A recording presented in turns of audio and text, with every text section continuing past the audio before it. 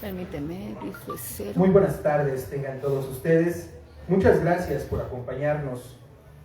El Ayuntamiento de Metepec, a través de la Dirección de Cultura y la Librería del Fondo de Cultura Económica Isidro Fabela, les da la más cordial bienvenida a la presentación del libro Los Olvidados, del maestro Luis Quintana Tejera. Un aplauso, por favor. Le acompaña el maestro Víctor Sánchez Rueda, director de la Fundación Sindana.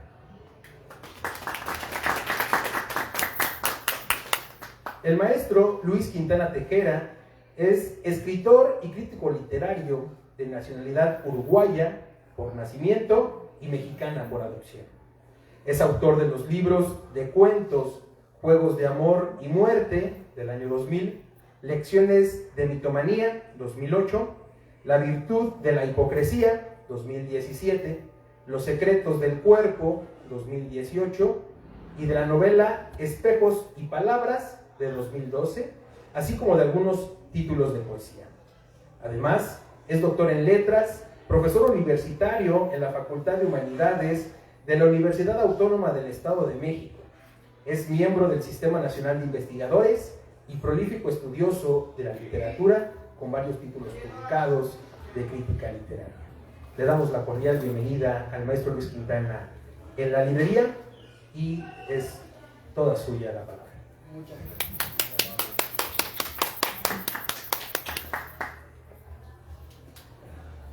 Muchas gracias, bienvenidos todos los asistentes, todo el staff y el equipo de esta hermosa librería Isidro Fabela del Fondo de Cultura Económica.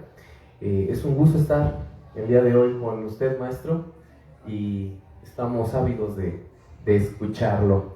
Y antes de comenzar, voy a leer una breve reseña de su libro Los Olvidados para que nos adentremos a este mundo y ya usted nos termine de dar el tour por esta obra. La historia enseña que hubo un pasado. La literatura recrea ese ayer con el toque fantástico que su capacidad para fabular le otorga. Los olvidados tienen derecho a ocupar en el presente de estos relatos el sitio que la tradición les ha negado. Ellos reaparecen selectivamente escogidos y emergen de sus mundos distantes, dueños de una palabra que les permite gritar sus propias verdades. Les autoriza a ser más allá de los esquemas que encuadraron sus vidas en el mínimo espacio de 2 o 3 renglones en que absurdas enciclopedias los contienen. Agrupados en 3 apartados: nostalgias de la antigüedad clásica, reminiscencias medievales y la incomprensible contemporaneidad. Se presentan 6 relatos con el estilo sobrio, claro e irónico que caracteriza la obra de Luis Quintana Tejera. Al internarse en estos relatos, el lector se pondrá en contacto con un ser humano integral, entramado por la curiosa tela de la existencia en donde todo cabe: pasiones, entusiasmos, arrebatos, delirios, buenas y malas intenciones, fe, impulsos siniestros que alternan con pesquisas auténticas, en fin, todo aquello que hace ser a un individuo lo que realmente es. Los dejo con el maestro Luis Quintana Tejera.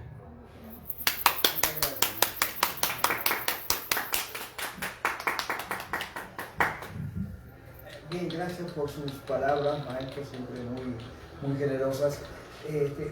Fundamentalmente a mí me gusta mucho estar en un ambiente tanto.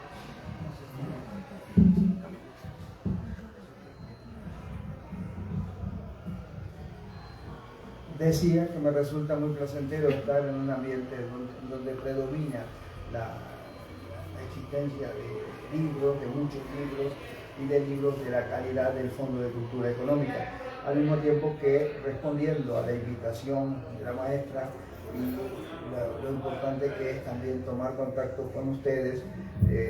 Arturo Tescagua, el director de la editorial, me habló de ustedes y yo enseguida dije que sí, que me interesaría mucho estar en este momento. Y por supuesto, sean todos ustedes bienvenidos y para mí es un gusto muy grande que estén con nosotros y que estén conmigo. Bien, en primer lugar, cuando hablamos de... Traje algunas diapositivas para irlas viendo nada más como apoyo, como complemento. Este libro de cuentos yo lo publiqué hace 2 o 3 años más o menos, y lo que sucede es que mi actividad se divide entre la crítica literaria, las clases y la creación literaria. La creación la he ido postergando por razones de tiempo más que nada, ¿no? Por temporalidad en cuanto a lo que uno debe hacer y cómo debe manejarse, ¿no? En ese sentido. Es importante en primer lugar que este es un libro de cuentos que yo me he atrevido a llamar interactivo. Obviamente toda lectura sea interactiva, pero el libro de cuentos pretende serlo mucho más, porque busco en particular que el lector se identifique con los personajes y piense, por un lado, qué hubiera hecho en lugar de ellos o qué aspecto sirve. Y esto no quiere decir que la literatura tenga que dejar una enseñanza. Frida, ¿no? Lo hemos dicho muchas veces en clase, la literatura no enseña nada, al contrario, pero en este caso lo que quiero es que al acercarse a mis personajes vean si les interesa, si les gusta y qué aspecto les puede dejar. Por esa razón, en este contexto, a la primera pregunta que he de responder es ¿quiénes son los olvidados? Los olvidados son, en un contexto personal, la historia de seres, de personajes, y muchas veces personajes comunes y corrientes que yo conocí durante mi vida, por un lado, en cuanto a lo que es la extraña contemporaneidad, como le llamo, y por otro lado, personajes de la historia. Para ser más concreto, el libro se divide, el primer punto del libro es nostalgias de la antigüedad clásica, así se llama la primera parte del libro, en donde se ubican varios cuentos.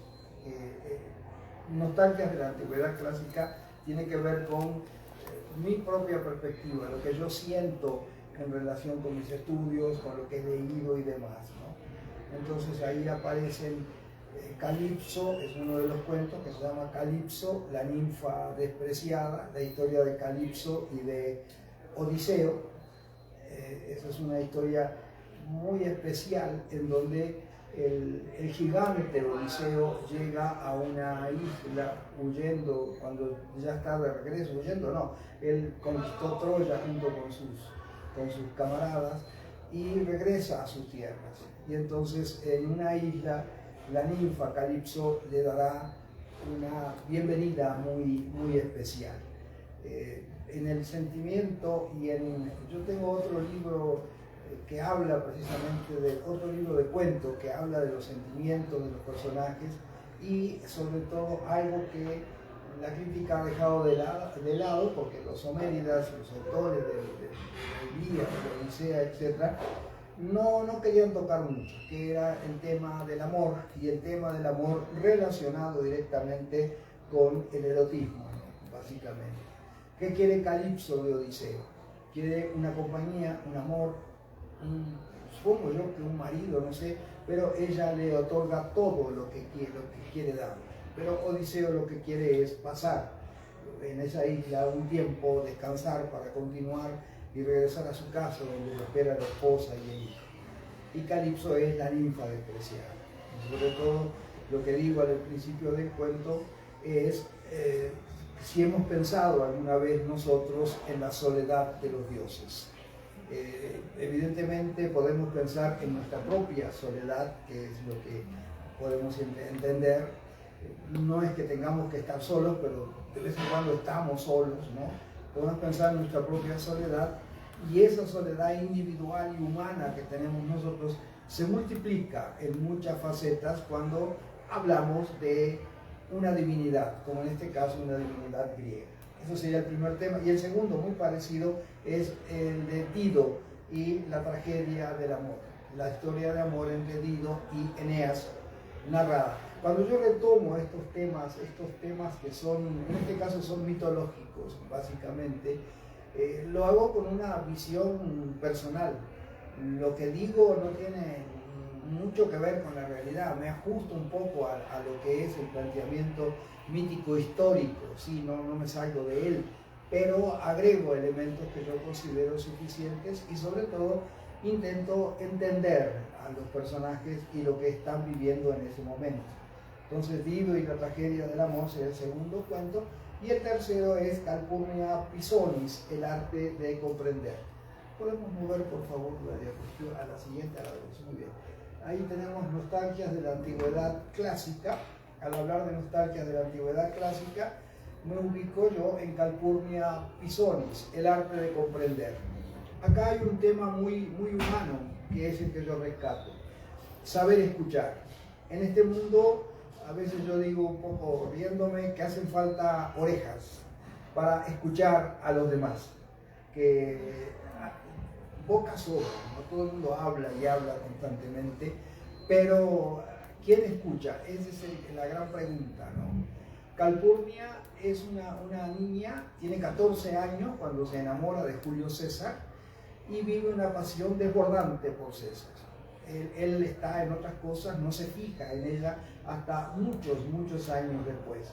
Pero Calpurnia es una persona que ha sido educada para escuchar, y ella escucha a César en todo momento, y César no le devuelve el favor para nada. César era absolutamente egolátrico, una egolatría brutal vivía, y no le interesaba a él hablar nada más que de él y de sus éxitos, triunfos y demás.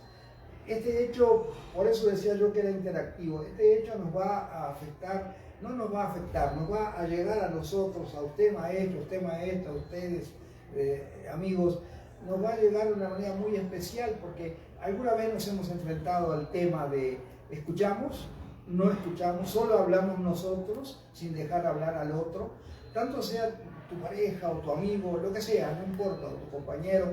Esa sería la gran pregunta. Los hombres que reúnen la capacidad como la de Julio César, yo quizás cometa un gran pecado al decir que admiro a Julio César. Fue un personaje muy controvertido, definitivamente, en la historia romana, y es aquí donde la literatura y la historia se acercan de una manera muy especial. Y César fue un hombre que luchó en todo momento y que salió adelante. Estuvo casado varias veces, y Calpurnia Pisonis ha de ser la última esposa. Inclusive fue amante de Cleopatra también, entre muchas aventuras. Decían de Julio César, hablaban mal de él, ¿no? Porque decían que César era capaz de satisfacer a la mujer o al hombre que él quisiera. No tenía ningún problema en ese aspecto, era muy abierto sexualmente hablando, lo cual es una cuestión propia del momento y propia de todas las épocas, no tenemos que espantarnos por eso. Y Calpurnia Pisonis representa el arte de comprender. Tengo un fragmento que escribí yo sobre este tema, que dice: por una palabra tuya daría esta vida que sobrellevo con dolor, por oír de tus labios sagrados el dictamen de la fe, por saber que existirás para siempre a través de tu discurso preñado de esperanza, y sobre todo porque siempre estás allí esperando mi humilde atención. Soy a través de ti, vivo por tu verbo enajenado, creo en tus verdades como precioso tesoro que nunca deseo abandonar, y me aferraré al más pequeño de tus logos para gritar con alegría que yo aprendí a navegar en este proceloso mar de la existencia. el mar de la existencia es el mar de la vida, ¿no? Y las palabras, la significación que tienen estas palabras de Calpurnia aluden naturalmente al sentirse bien en el contacto con Julio César. Ella a César lo conoció el día que dio un discurso ante mucha gente, y quedó admirada, quedó atrapada por el carisma de Julio César. Y de ahí en más no lo olvidó. Bien, nosotros insistimos, o yo insisto, en que la literatura está hermanada con la historia y con la filosofía. De ninguna manera podemos concebir a una literatura ajena a la historia, ajena a la filosofía. Ha sido una cuestión muy discutida, maestro, ¿no? Porque a veces la filosofía desdeña a la literatura porque la considera muy superficial. Es un poco lo que piensan algunos pensadores norteamericanos, no todos evidentemente, que la literatura no debe ser tomada en serio, porque es un ejercicio de personas, como diré yo, que no tienen otra cosa que hacer que dedicarse a la literatura. Y eso es muy cómico, porque nosotros tenemos nuestro propio esquema, nuestra propia situación, y nos entregamos a ello, ¿no? En ese sentido. Pero la historia abunda en hechos y nos permite profundizar en ellos. En este sentido, lo último que les comparto es el final de Julio César, el final de César y la cobardía de los senadores romanos. Hoy le llamamos cobardía. ¿Por qué? Porque yo estoy del lado de César. Pero si estuviera del otro lado, diría el heroísmo de los senadores romanos que se atrevieron a acabar con la vida de Julio César, ¿no? Como hay tanta distancia en temporalidad, puedo hoy manejarme entre los dos polos. Si lo dijera de un hecho contemporáneo, me metería en problemas, ¿no? Entonces, por suerte, hablando de la historia, se aleja uno del fenómeno y queda exento. Y cuando César le dice a Calpurnia que va a ir al Senado, Calpurnia le advierte que ha tenido un sueño y que tiene miedo que lo vayan a matar. Entonces viene aquella actitud enorme de César que dice: César irá. Aclaramos, me hace mucha gracia porque esto lo hemos dejado mucho, que César siempre hablaba en tercera persona, como diciendo, era su orgullo de ser, ¿no? César irá, dice. Y César fue, y así le fue, ¿no? Porque cuando llegó al Senado lo matan, lo apuñalan. Y sobre todo la famosa historia de cuando uno de ellos lo apuñala, que es su hijo adoptivo, y él le dice: tú también, hijo, en el momento en el que estaba muriendo. Y dicen los historiadores al respecto que César, en el momento de morir, más que pensar en que estaba muriendo, pensaba en cómo iba a caer para quedar bien ante la multitud. No podía caer de cualquier manera, entonces hasta estaba pensando en ese momento cómo lo iban a herir. Y Calpurnia queda sola. Otra invitación para pensar en la soledad de Calpurnia Pisonis, que es abandonada por este hombre que se entregó en un 20% a ella, y ella se entregó en un 100% a él. Entonces, ese hecho es representativo, por lo que decíamos, ¿no? Después vamos a la otra, ya me lo cambió, muchísimas gracias, en donde tenemos aquí algo que llamamos reminiscencias medievales. A mí la Edad Media me ha interesado mucho en cuanto a época histórica y en cuanto a reflexión sobre eso, pero no viene al caso que hablemos de eso porque no es el tema.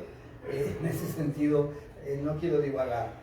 En estas reminiscencias, en estos recuerdos que yo he leído de la Edad Media, se impone un nombre de un personaje de la Divina Comedia que no es nombrado en la Divina Comedia, que aparece pero nadie lo nombra, que se llama Pietro de Murrone. Y yo le he puesto allí un santo en el infierno. Es ahí en la aparente oposición de hechos, ¿no? Pietro de Murrone es, de alguna manera, fue un papa, Celestino V creo que fue, es un papa que no fue muy importante, fue un papa que Dante insistió en que tenía que llegar al papado porque era fundamental, lo iba a ayudar en muchas cosas. Pero Celestino V fue muy, ¿cómo diré?, muy tibio, ¿no? En ese sentido. Lo retomo al final de esta ponencia. Muy tibio, y Dante nunca le perdonó que no lo hubiera ayudado, que lo hubiera traicionado al llegar al papado, ¿no? Y fue una situación también que me llama muchísimo la atención como hecho histórico.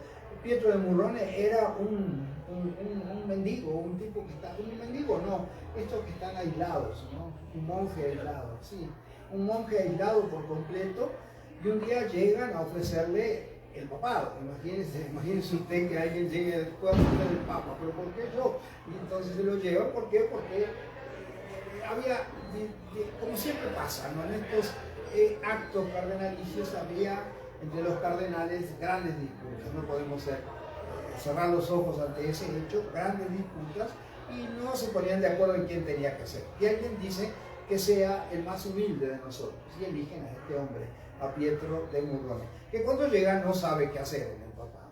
Pero Dante no se lo perdonó y lo condenó al infierno, lo condenó al lugar donde se encuentran los indiferentes, pero nunca lo nombra, eso es lo más importante. Dice que allí vi también al que cometió la grave renuncia, dice, porque él renunció al papado, después de empezar a cumplir, el que prometió la grave renuncia. Y en el texto comentado de Borges, de la Divina Comedia, Borges aclara que era Celestino V, que cometió la grave renuncia. Pero se vengó de él de tal manera Dante que ni siquiera lo nombra, no quiere que lo recuerden. Pero la crítica literaria, siempre metiche e indagadora, averigua quién es y lo pone en un plano muy especial. Pero bueno, eso es la historia de un santo en el infierno. Y ahí está relatado lo que yo inventé de Pietro de Murrone en cuanto a las vivencias que él tuvo, y sobre todo a una vivencia muy, muy importante, que es la que tiene que ver con el pacto diabólico implícito. Eso es muy interesante observarlo, lo manejo ahí en el texto, porque Pietro de Murrone empieza a recibir y a hacer milagros, pero se da cuenta después que los está haciendo que no son milagros de Dios, sino que son milagros de Satanás. Y él piensa que es Dios quien se los está concediendo. Es un tema muy, muy recurrente, ¿no? Esta película que está ahora en Netflix, Misa a Medianoche, o algo así se llama, ¿cómo se llama?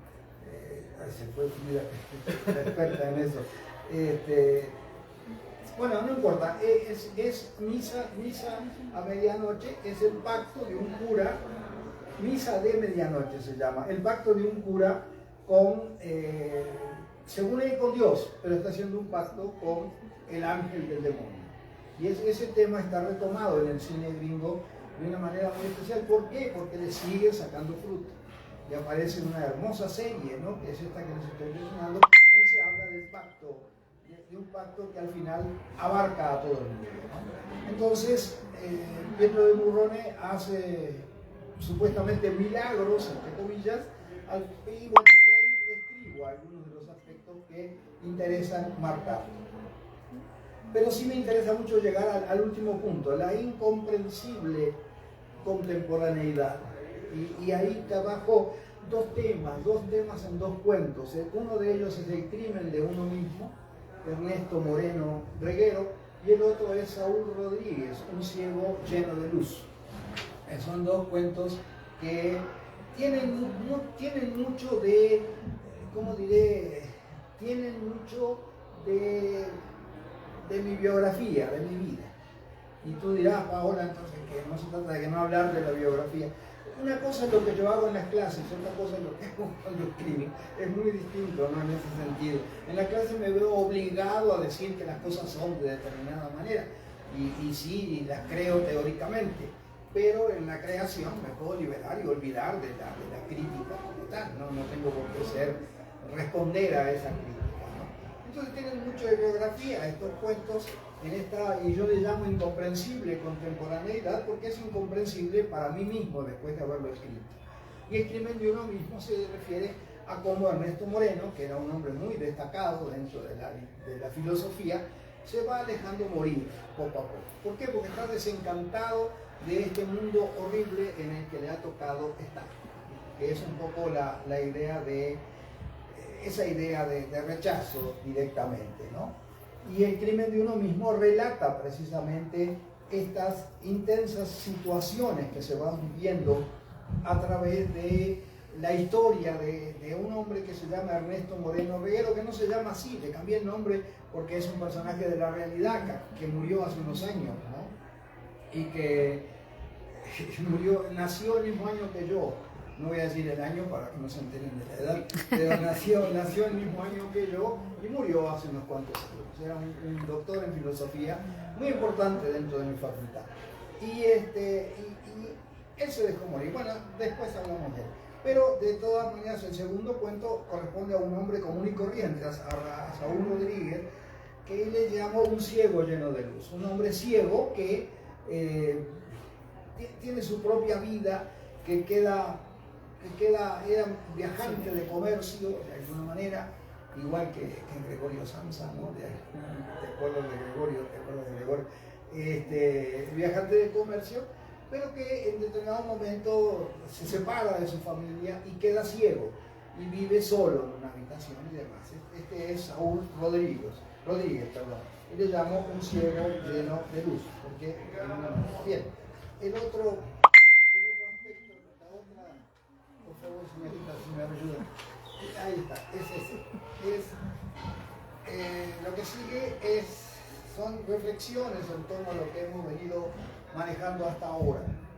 Yo creo que el acto de escribir representa una forma de abandonar, al menos por unos instantes, nuestro propio mundo para incursionar en el universo de los otros. Es una forma de meterse en la vida de los demás para dar una opinión acerca de lo que pensamos de ellos, cómo fueron, no fueron, etc.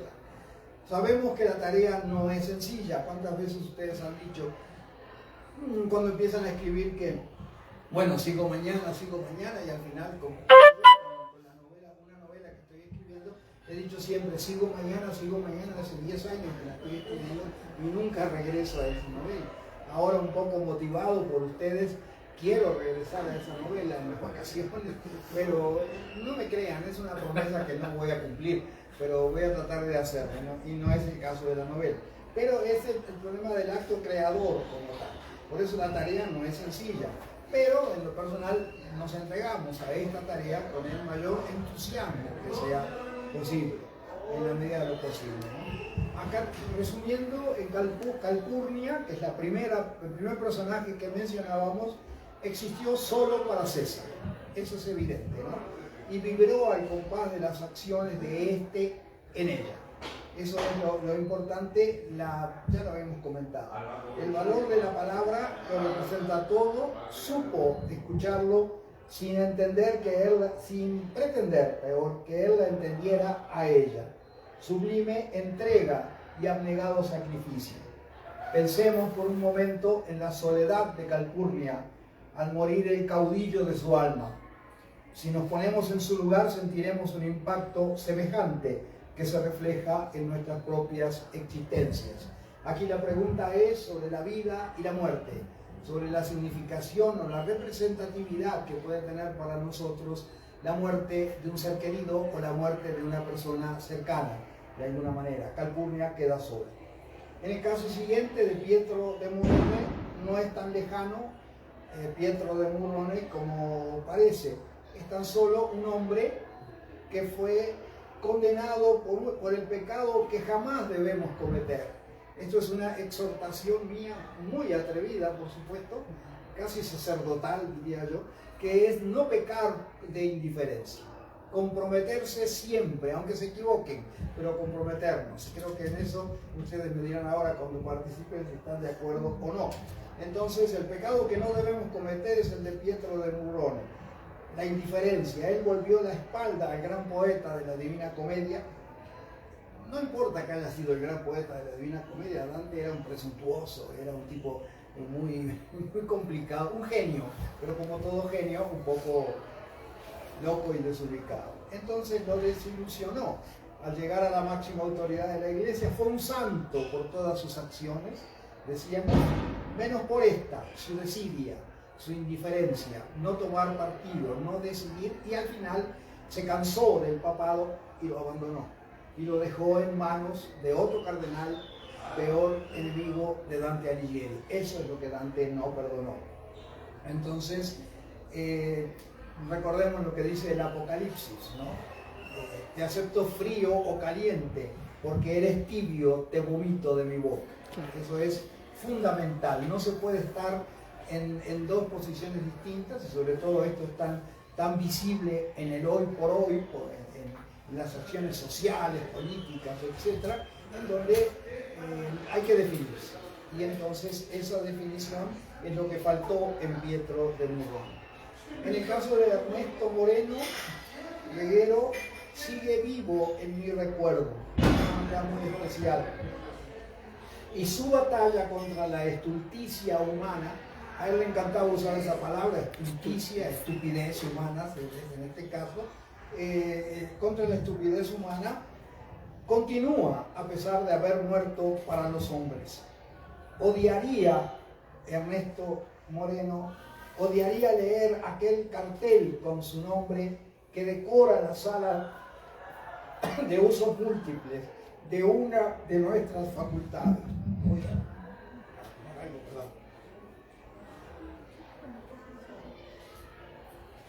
Es decir, tratemos de ubicarnos en los aspectos,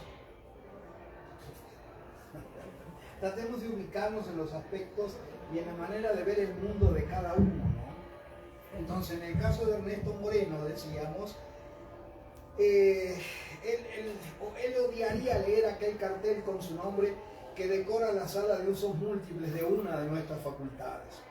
Es mejor ser recordado con amor y respeto que sentirse objeto útil, como lo diría Kafka, para engalanar un salón.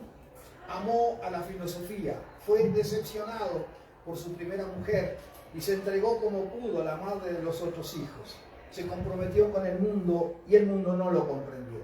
Bueno, esto es un atrevimiento mío, ¿no? Yo qué sé, yo supongo que debe haber sido así por lo que vi, por lo que oí y todo lo demás, pero eso es importante ver cómo Ernesto Moreno no estaba de acuerdo con esta visibilidad, digamos, del individuo a nivel institucional después de muerto, ¿no? Eso es lo más absurdo que uno se puede imaginar.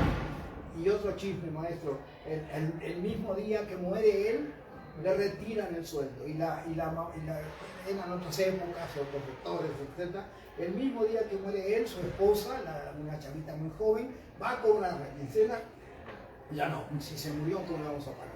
Y entonces decían, qué barbaridad, qué manera de enterarse rápido de las autoridades que Ernesto se había muerto. Y ni siquiera le dejaron a la pobre mujer cobrar el último sueldo, ¿no? Entonces, este es un chisme, ¿no? Pero sí es cierto, ¿no es cierto que sucedió de esta forma? Pero después, para compensar, le pone a la sala de usos múltiples su nombre, en honor a él, por decirlo así. Hoy todo el mundo ve ese nombre, ustedes lo ven, es la Facultad de Humanidades. Y dicen, ¿quién carajos es este? No saben. Y entonces, él es Ernesto Moreno. Él luchó, insisto mucho en esto, luchó desde sus trincheras. Y cuando cayó víctima de esos alicientes que tomó como propios, el alcohol, la droga, etc., siguió siendo él mismo. En sus movimientos de lucidez añoraba al hombre inteligente que ya no existía en su entorno conflictivo y cruel. Él estuvo viviendo estas situaciones y pues se sintió ofendido, digamos, en lo más íntimo, por la incomprensión del mundo que lo rodeaba. Bueno, acá digo Ernesto, el querido Pepe, como le llamaban los amigos, es parte de esta denuncia que se desliza en mis páginas al mirar con asombro el abismo en que el ser humano día con día se sumerge. Bueno, y por último, Saúl Rodríguez es un hombre común y corriente, que revivo en mis páginas porque admiré su ludismo, es decir, su capacidad para jugar en todo momento. Era un simple viajante de comercio, como decíamos, era representante de laboratorios médicos y que ciego, yo entiendo, hay un hecho que me hace mucha gracia, que me causa gracia, es que ciego ya y consumido por el alcohol, lo veo, como lo relato en el cuento, orinando inconsciente la patrulla nueva del anónimo policía de turno. Es decir, salió de parranda, él estaba ya ciego. Los amigos le dicen, oye, vamos con nosotros a pasar una buena noche de juerga. Y él dice, bueno, voy, si me llevan ustedes. Y a los otros les pareció encantador llevar a un ciego de parranda, nunca no se veía eso así. Y lo llevaron, y cuando estaban en mitad de la parranda, a Saúl se le ocurre que tiene ganas de orinar. Y para no molestar que lo llevaran al baño, se acerca a un lugar, empieza a orinar, que yo creo una columna, pero es una patrulla de la policía, ¿no? Y entonces el policía del turno le dice, ¿qué estás haciendo? Le dice, meando, ¿no ves? Le dice, ¿qué estoy haciendo? Es muy obvio, ¿no? Y entonces el policía, enojadísimo, sin saber que estaba ciego, quiere pegarle y los amigos intervienen. Y él en ese momento reacciona y empieza a tirar puñetazos a todos lados y no le pega a nadie, se pega contra la puerta de la patrulla y queda con la mano rota, ¿no? Pero ese era Saúl, en cuanto a la capacidad de tener amigos y la capacidad de reaccionar como reaccionaba. Él había dicho que lo cremaran y en el acto de estarlo cremando como tal, un borrachito que estaba allí de los amigos de él, de parranda también, decía que su existencia está enmarcada por esa llama que lo rodea en este momento. Y de la misma manera que la llama pretende destruirte, decía el borrachito, tú no morirás nunca, esa llama permanecerá para siempre. Es decir, los borrachos también hacen poesía, de alguna manera, ¿no? Entonces, aquí están frente a ustedes y termino, obsérvenlos y véanse en ellos como un espejo. Porque la catarsis de cada día, la purificación de cada uno de nosotros, no da tregua al hombre que vive, sufre y anhela en cada uno de nosotros. Estas son mis observaciones en torno al comentario de este libro, Los Olvidados, y bueno, pues les agradezco mucho su atención.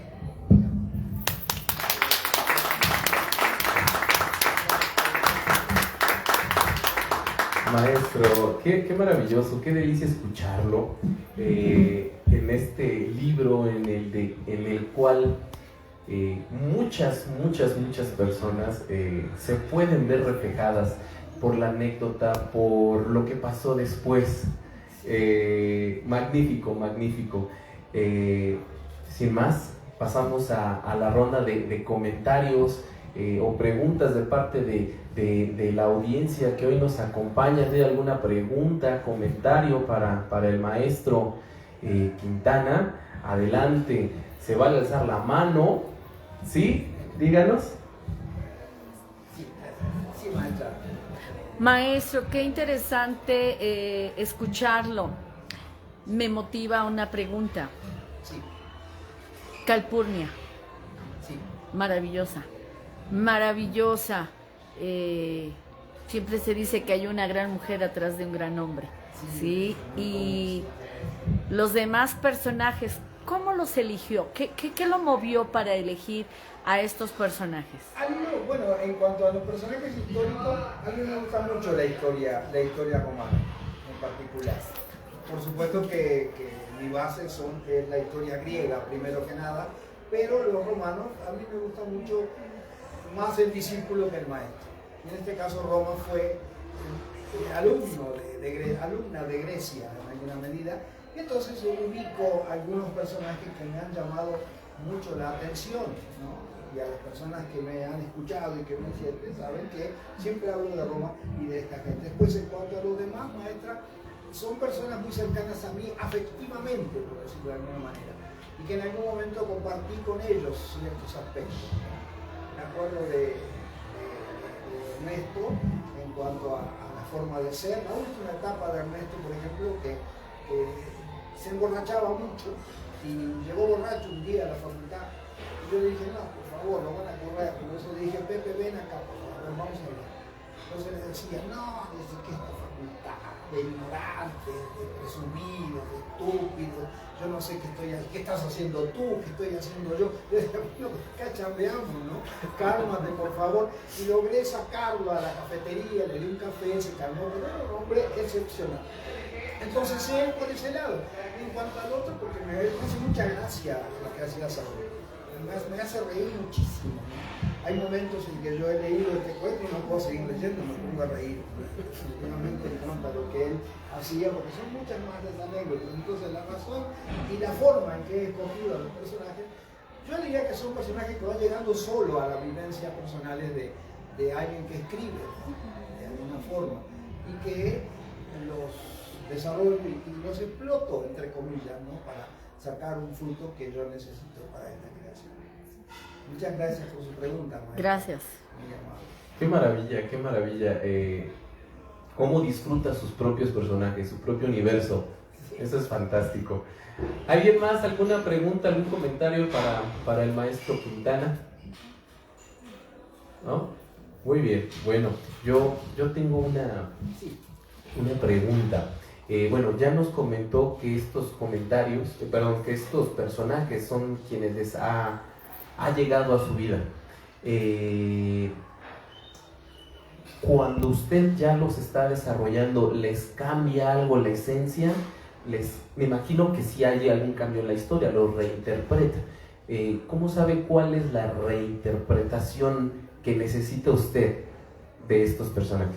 Sí, a veces me da miedo, si creemos en el más allá, que Pepe me esté escuchando o Saúl dirá, pero ¿qué está diciendo este tonto de nosotros? ¿No? Definitivamente no es eso lo que fue, pero no importa, lo importante es decir, lo importante es hablar. Yo siempre he dicho que en este mundo quien se calla no va a ser escuchado nunca. Si tú dices algo, en el futuro puedes decirlo, como lo estamos diciendo ahora, oralmente, pero ¿quién va a saber que lo dijimos? La única forma en que quede que lo dijimos es escribirlo. Si es aquello que le decía Borges a un amigo, ya escribiste, un amigo le dice una cantidad de tonterías sobre el universo y todo lo demás, y Borges le pregunta, ¿podrías escribirlo? Y él le contesta, ya lo escribí. Es decir, que la estupidez humana se manifiesta en todo, hasta en aquel que cree que puede ser un grande, y entonces inmediatamente después de ver muchas tonterías, las escribe. Y entonces Borges decía, la literatura es el depósito de tanta inmundicia y estupidez. Y ahí va a parar todo, ¿no? De alguna manera. Es el Borges que en su última etapa desdeñó por completo lo que había escrito y que escribe en el Aleph, en una biblioteca en el Aleph, escribe, me arrepiento de haber escrito esto. Y lo firma Jorge Luis Borges, ¿no? En una biblioteca gringa. Y entonces todos dicen, ¿cómo puede ser eso? Yo niego todo lo que escribí, pero lo escribió. Y eso es importante. Si solo lo hubiera dicho, se perdería. Entonces ahí viene la relación. ¿Qué pasa con mis personajes? Pues el mundo de la literatura no es verdadero, es apenas verosímil. Es parecido a la verdad, y no la verdad misma, ¿no? En ese sentido. Y eso es mucho lo que yo digo en mi clase, ¿no? Que el mundo de la literatura es solo verosímil. Es el famoso contrato de benedicción de Greiman. Bueno, ahí surge la teoría y todo más. Que no me gusta hablar de teoría, a veces me veo obligado, pero sí es importante manejarlo así, en ese sentido. Muchas gracias, maestro, por su comentario. Y yo estoy encantado por cómo disfruta, cómo juega con su universo, cómo lo cuenta y contagia esa alegría con la que imagina usted su universo, sus personajes. Sí. Encantado. Tengo en cuenta, dado que usted lo dice, maestro, tengo un cuento que se llama El Judío Errante, un cuento del que han escrito miles de autores, ¿no? Y entonces veo la terrible injusticia de Jesús. Cuando simplemente porque este judío no le dio agua, cuando iba hacia el Calvario, le dice, ¿cómo le dice al judío? Yo iré y tú seguirás. Y el pobre judío anda todavía acá errante por todo el mundo. Y yo escribí un cuento sobre el judío errante por la significación que tiene, porque a mí me llama mucho la atención un individuo que tenga esa condición. Y es lo que decíamos Frida de la película, como en Misa de Medianoche, ¿no?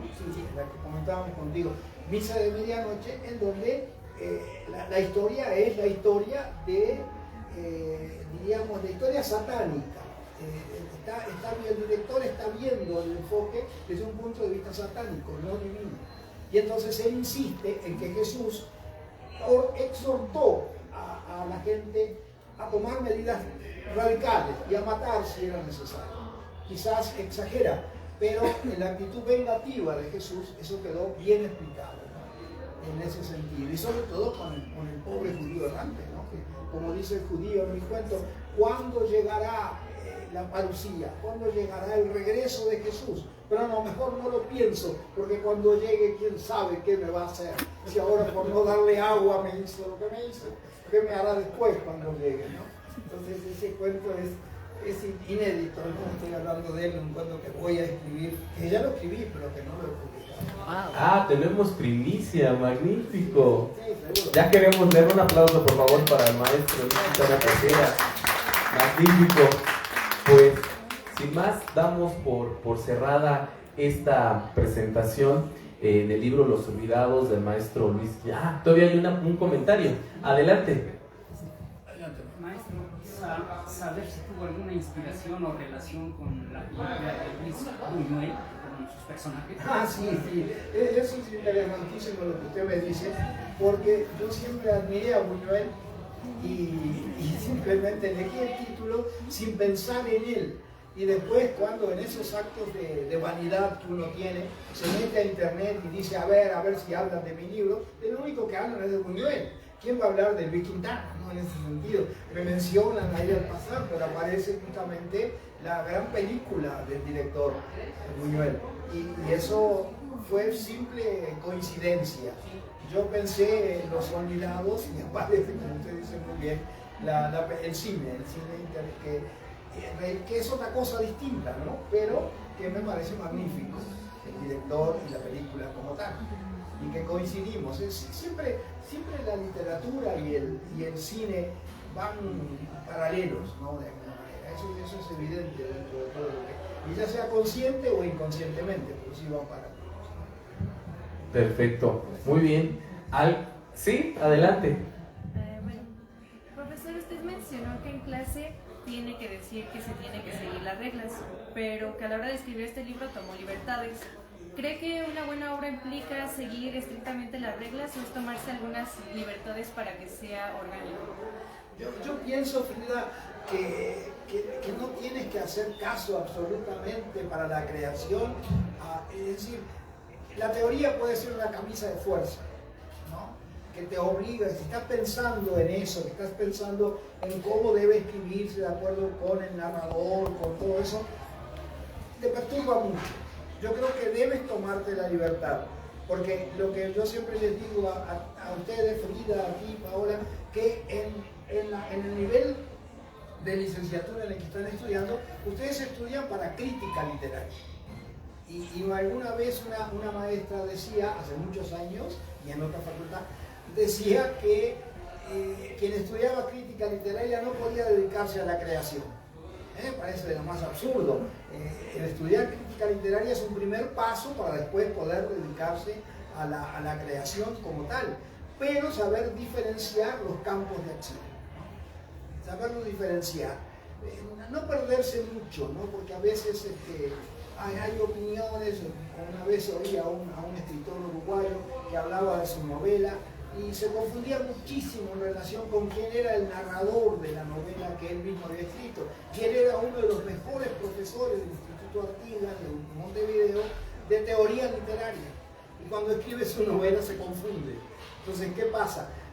Mejor deja de lado la teoría como tal. Una vez me decía Simon Menton, norteamericano dedicado al cuento también, que ya murió, me decía, no utilices términos como dieges y metadieges y centrocuentos, nadie entiende qué es eso. Y él se dedicaba a eso. Decía, no está bien, Simon, pero no debo hacerlo. Mejor no, me decía él. Entonces, ¿qué era eso? Que mejor no meta la teoría literaria en la narrativa. Pero para la pregunta concreta tuya, Frida, yo pienso que la teoría literaria te ayuda muchísimo.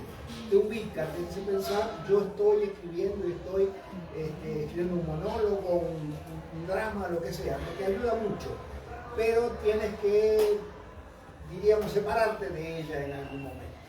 ¿Para qué? Para tener libertad de creación, que es lo más importante. Por eso no niego no niego la creación, tengo muchas anécdotas, pero ya se va el tiempo, ¿no? Pero Adelante, maestro. una vez Gustosos de escucharlo. hace mucho tiempo me preguntó un alumno, ¿qué teoría siguió usted cuando escribió su libro sobre Fausto? Yo escribí un libro que uno de los primeros libros con los que entré al ENIC era la idea de Fausto y de la interpretación del universo a través de Goethe y demás, ¿no? Y le digo, mira, le dije yo, todavía andaba muy enojado con la teoría literaria en esa época, menos que ahora, más que ahora, y le digo, yo primero escribí el libro, lo leí, lo corregí, para mí estaba perfecto, y después empecé a ver qué elementos de la teoría literaria, y te estoy diciendo un secreto, si tú dices que yo lo dije, te voy a decir que es mentira, que yo no lo dije en ningún momento. Qué elementos de la teoría literaria se podían insertar, y ahí fui agregando autores, tal punto, tal cosa, tal otra. Decía, ¿y así se trabaja la teoría? Me decía el chavo y me preguntaba. No, pero lo digo porque yo así lo siento. Entonces ustedes no lo escuchen esto, me lo recuerden el martes cuando hablemos, usted dijo que no se ve, entonces no le hago tareas ni nada, porque ¿para qué uso la teoría como tal? No, el problema está en que muchas veces se necesita libertad para crear, y ese es el problema fundamental.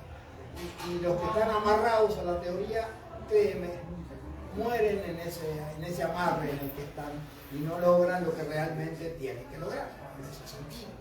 ¿No? Por eso tenemos coloquios de literatura.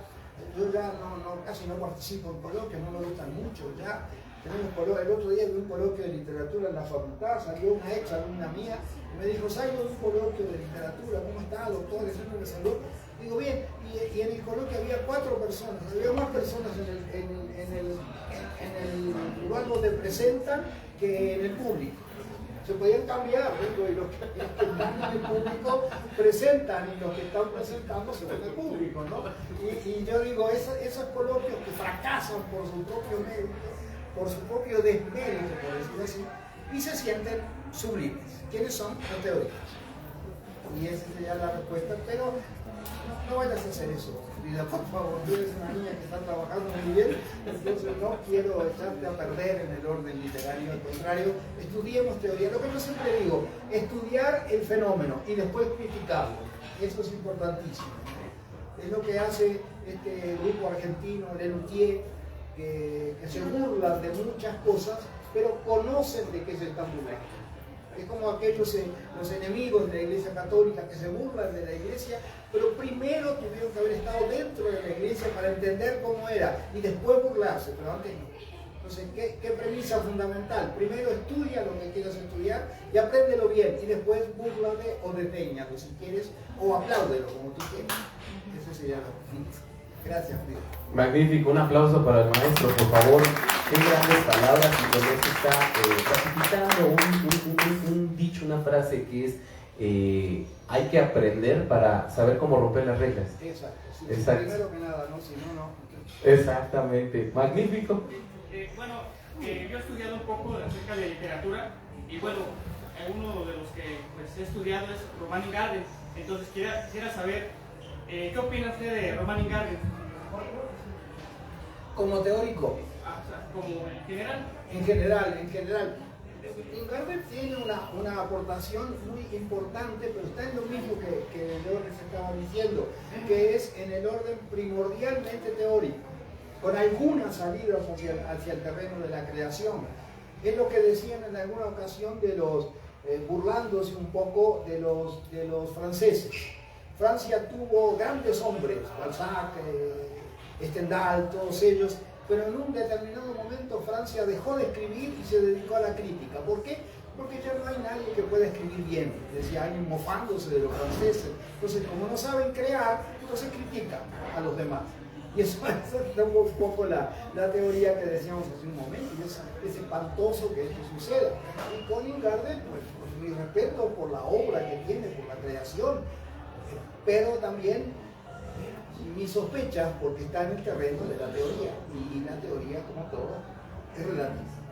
Es lo que pasa siempre, cuando llegas por ejemplo, a los coloquios de posgrado, te preguntan enseguida, ¿qué teoría empleó? Enseguida van a eso, pero espérame, déjame ver de qué estoy hablando primero y después me preguntan de la teoría. Y entonces ahí surge la decepción. No sé si contesté a su pregunta. Perfecto, sí. Y bueno, y dos, ¿algún libro que recomiende de hermenéutica? No, ahora sí en frío no estaría en condiciones, por lo mismo que le decía. Prefiero no hablar de crítica, pero la hermenéutica es un camino para el estudio de la obra literaria como tal y me parece importante, pero no tengo en mente ningún libro. Muchas gracias. No, a usted, por favor, usted estudia literatura. Licenciado en Teología por el Seminario Teológico Reformado de México. Ah, mire qué interesante. No, sí, Ahí estudié a Romain Ingarden, y uno de los maestros que implementaba su teoría de Romain Ingarden era el doctor Yara Najáiz, que fue un traductor que tradujo la obra de Romain Ingarden. Sí, yo estoy muy cercano de la teología, ¿no? Soy un fanático también del tema como tal. Y bueno, para afirmarlo y para negarlo también, las dos cosas. Pero voy por ese camino. Muchas gracias por su pregunta, muy amable. Gracias. ¿Alguien más desea participar?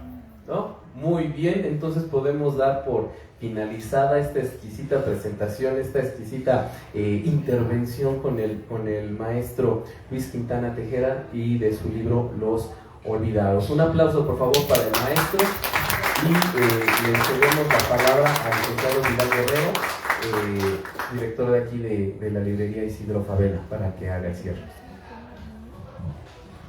Muchísimas gracias por la presencia, muchísimas gracias por el momento tan ameno, tan disfrutable, la plática, por el libro.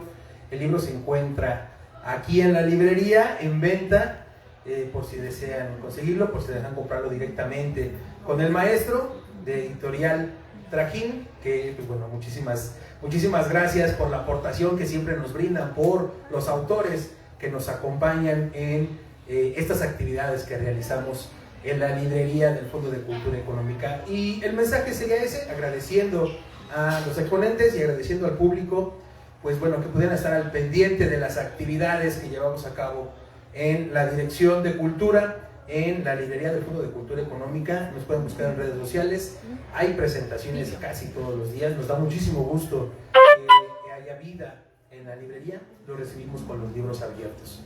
Muchísimas gracias por acompañarnos y no queda más que otorgar el presente reconocimiento, me permito leer, otorgar el presente reconocimiento a Luis Quintana Tejeda por su destacada participación en los eventos literarios en la librería del Fondo de Cultura Económica Isidro Fabela. Maestro Luis Quintana, muchísimas gracias por acompañarnos, es un placer. La foto. Y también, por supuesto, para el maestro Víctor Sánchez Rueda y para Fundación Sindara por acompañarnos en estas actividades.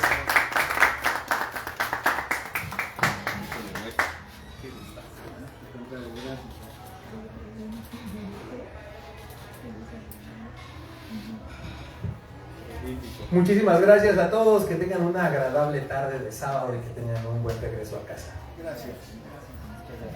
Y también de parte de Fundación Sindara tenemos, y de Fundación Sindara en conjunto con la librería del Fondo Isidro Fabela, del Fondo de Cultura Económica, también le otorgamos un reconocimiento al maestro Luis Quintana Tejera por esta magnífica presentación. Muchas gracias. Muchas gracias, maestro.